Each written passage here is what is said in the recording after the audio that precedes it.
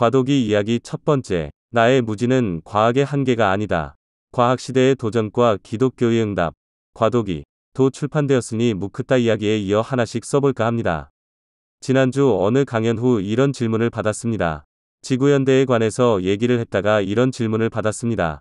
과학도 한계가 있고 우리의 이성으로 창조를 파악하는 것도 무리인데 과학을 가지고 창조를 이해하는 건 위험하지 않나요? 과학도 계속 바뀌는데 과학을 성경 해석에 사용하는 건 위험합니다라는 반응과 함께 말입니다. 네, 그 말은 일반적으로 맞는 말입니다. 1. 과학에 분명한 한계가 있고 2. 우리의 이성에도 분명히 한계가 있고 3. 창조를 완벽하게 다 파악해서 설명하는 건 무리고 4. 과학을 성경 해석에 사용하는 건 위험할 수 있습니다. 저는 4가지 포인트에 다 동의합니다.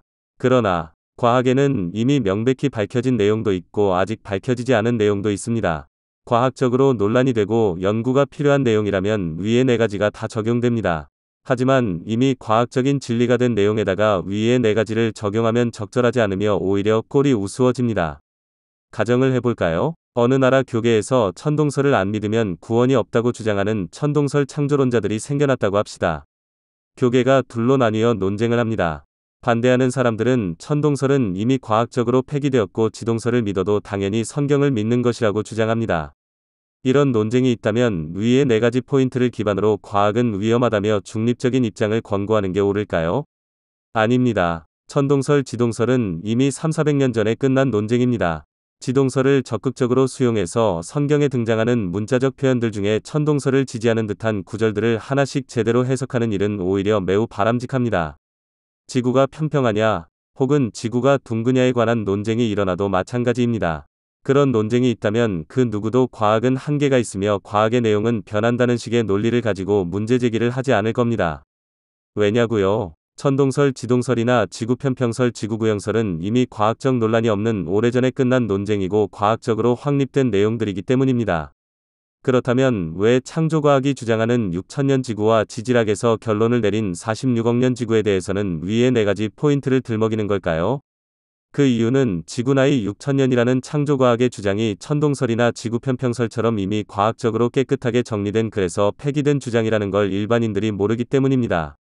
과학을 잘 모르는 입장에서 보면 지구의 연대에 대한 과학적 논쟁이 아직도 남아있는 것처럼 오해하기 쉽고 창조과학자들의 주장을 들어보면 마치 지질학에 뭔가 문제가 있는 것 같은 느낌을 받기 쉽습니다.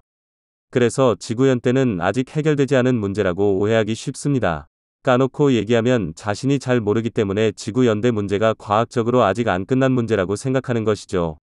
아닙니다. 지구연대 문제는 이미 과학계에서는 끝난 문제입니다. 천동설, 지동설 문제처럼 말입니다. 과학의 한계나 이성의 한계, 그런 거 들먹일 만한 주제가 아닙니다. 빅뱅 그 자체, 생명의 기원, 의식의 기원처럼 아직 과학이 풀지 못한 문제라면 위의 4가지 포인트를 적용할 수 있고 겸손을 요구하는 것이 합당합니다. 그러나 지구연대는 지동설이나 지구가 구형이라는 과학적 사실과 같은 수준입니다. 그러니 내가 과학을 잘 모른다고 해서 과학이 불확실한 것처럼 오해하면 안 됩니다. 더군다나 자신의 무지를 과학의 문제인 듯 주장하는 일은 피해야 합니다.